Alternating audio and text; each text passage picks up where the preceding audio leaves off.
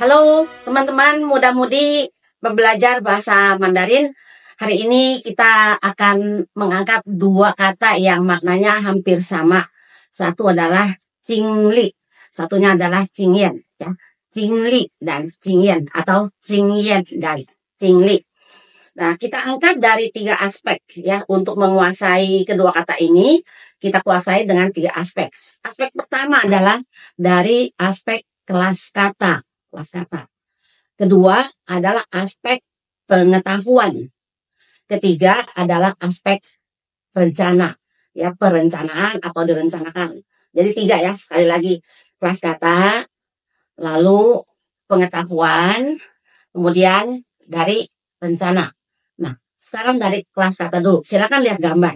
Nah, di gambar ini kita bisa lihat bahwa cingyan itu sebagian besar ya yang warna hijau itu digunakan sebagai kata benda nomina ya, sebagai benda.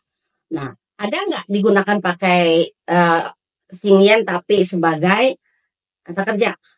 Ada juga ya, bukan sama sekali nggak ada, jadi nggak mutlak. Tapi sedikit sekali kemungkinannya. Jadi di sini kami tidak anjurkan, kalau bisa jangan dipakai, jangan digunakan cingyan sebagai kata kerja. Mungkin kalau ada pertanyaan bagi teman-teman yang masih bingung, apaan ini kata kerja, apaan ini kata benda, nah itu nanti kita bahas di tempat lain ya. Nah, jadi ingatkan dulu, karena dalam kalimat kan kata kerja, kata benda masing-masing punya tugas, masing-masing punya fungsi, dan masing-masing ada distribusinya ya. Jadi ingat aja dulu, kalau cingyan itu adalah lebih besar kata benda. Ya, jarang digunakan sebagai kata kerja. Ada ya sedikit, mungkin orang yang salah lupa, jadi tercatat seakan-akan ada padahal itu tidak dipakai.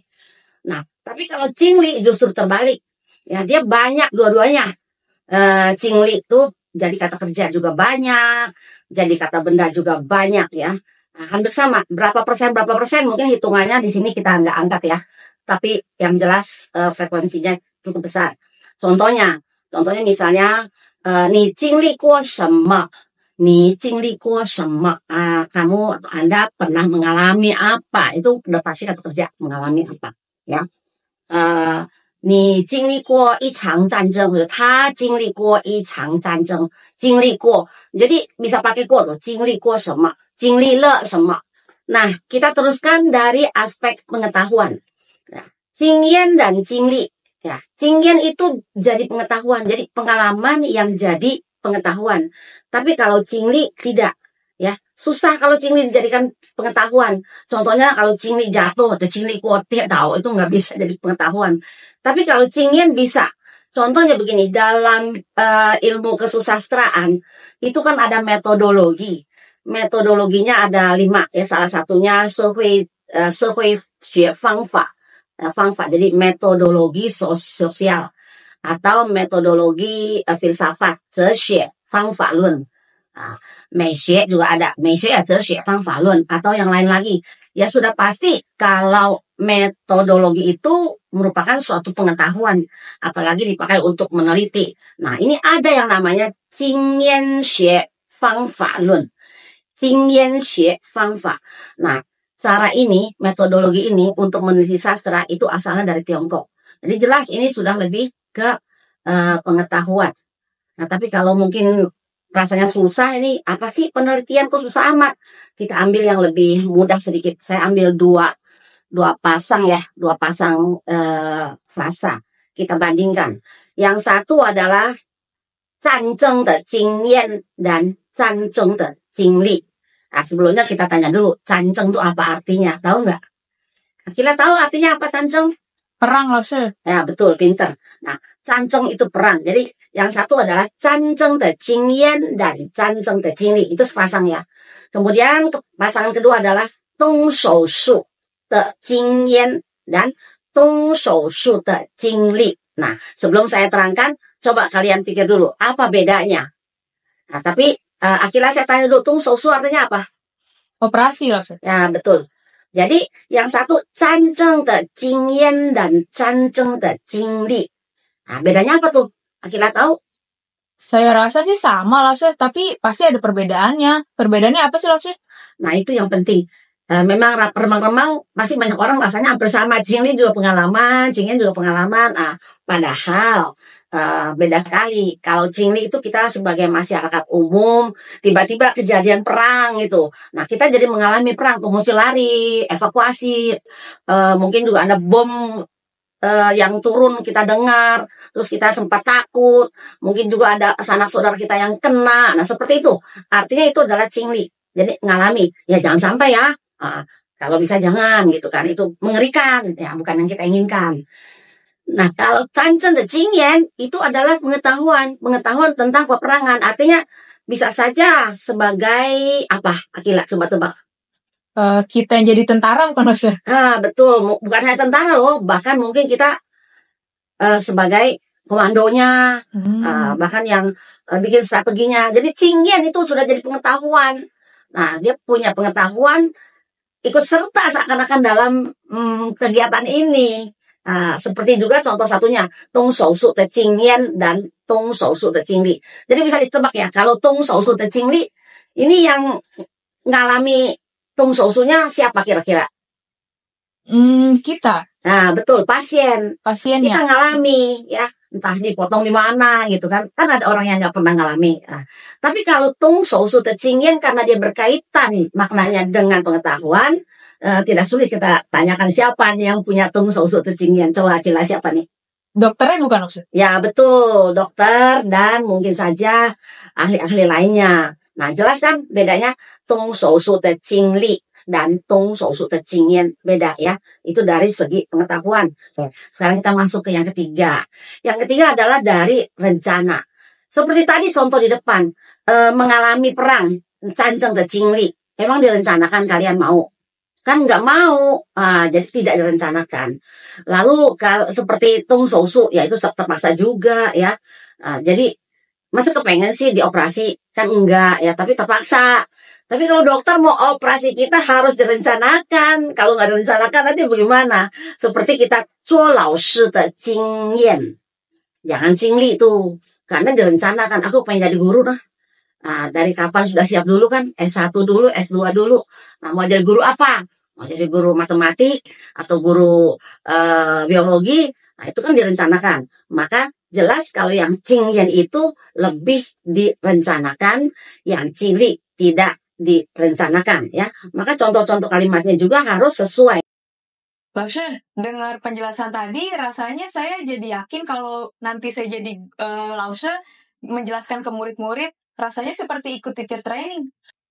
Ya, kalau mau jadi guru sih persiapan mesti lebih lengkap lagi, lebih banyak lagi. Karena begini, siapa tahu ada murid kamu tiba-tiba nanya. Katanya tadi kalau yang Jingli itu tidak direncanakan. Sekarang kalau tiba-tiba ada seorang ibu hamil, dia tidak mau melahirkan dengan cara alami. Dia kepengen sesar aja. Nah, itu rencana bukan? Itu kan rencana kan. Jadi nanti muridnya bilang, wah salah dong. Sebenarnya kalau ketemu seperti ini, bagaimana kamu jawab? Oh iya, berarti Jinglinya direncanakan dong. Gimana narangkina Lause? Nah itu, sebenarnya kalau yang hamil ini melahirkan sebagai pasien, tetap saja dia itu Jingli. Jingli ichang sousu. Ta Jingli ichang sousu. Meskipun mungkin saja yang melahirkan ini seorang ibu dokter. Nah, dia sendiri juga seorang ahli bedah misalnya. Tapi tetap saja dia saat masuk ke ruang bedah, dia yang melahirkan, dia yang dibedah, ya dia itu adalah Jingli. Ya, meskipun dia punya Jingyan. Nah, ini jadi bedanya Jingli dan Jingyan. Jelas kan? Saya kasih contoh satu lagi. Misalnya, seorang pendaki gunung. Ya, nah dia mendaki gunung, tiba-tiba hujan, jalannya licin, terus dia tergelincir atau terpelanting, jatuh dari lereng. Bagaimana kita katakan? Ya, tetap aja kita katakan Cong san po sang gun xia lai de jingli atau Cong san po sang diao xia lai de jingli, juga bisa Cong san po sang shuai xia lai de jingli. Bedanya apa? Gun xia lai itu gelinding, tiao xia lai itu jatuh. Tapi kalau shuai xia lai terpelanting, ya apapun itu jatuhnya tetap aja Jingli karena dia mengalami. Ya, itu kan tidak direncanakan. Masa pendaki gunung merencanakan untuk jatuh? Kan tidak. Kecuali dia stuntman. Kalau stuntman memang sengaja, memang siap untuk jatuh dan sering jatuhnya. Itu sudah menjadi pengalaman dan pengetahuan. Nah, kita katakan itu Jingyan. Ta you 从高处摔下来的经验，从高处 dari ketinggian dia terpelanting atau terguling, itu Jingyan. Jadi itulah bedanya, ya. Maka dari itu, kalau kita ingin jadi guru, berarti kan kita membagikan informasi atau pengetahuan kepada murid-murid, ya. Nah, persiapan kita tuh seperti pepatah mengatakan, kalau kita punya persiapan satu gentong air, kita akan dapat membagikan kepada orang lain, satu orang satu teko. Tapi, kalau kita cuma punya satu teko, kita bagi ke orang lain berapa? Paling banyak satu gelas, seorang satu gelas. Nah, kalau punyanya cuma satu gelas, artinya apa sih? Bisanya cuma membagi seorang seteguk kan? Nah itu ya, seperti bahasa Mandarin katakan, 如果你有一壶水，你可以分给别人一杯一杯的水。如果你只有一杯水，那你只能分给别人一口水，是不是？ Wah, benar ya Lause, kalau mau jadi guru persiapannya harus yang cukup nih. Oh ya teman-teman, ada gak yang Mandarinnya sudah jago, mau jadi guru, atau bahkan sudah jadi guru, tapi belum punya sertifikat S1, karena malas mulai dari awal, dari dasar lagi. Yuk gabung bersama kita, ada solusinya nih. Hubungi saya ya. Han Han Shui Fu Liao Jianning 0812 8971 8677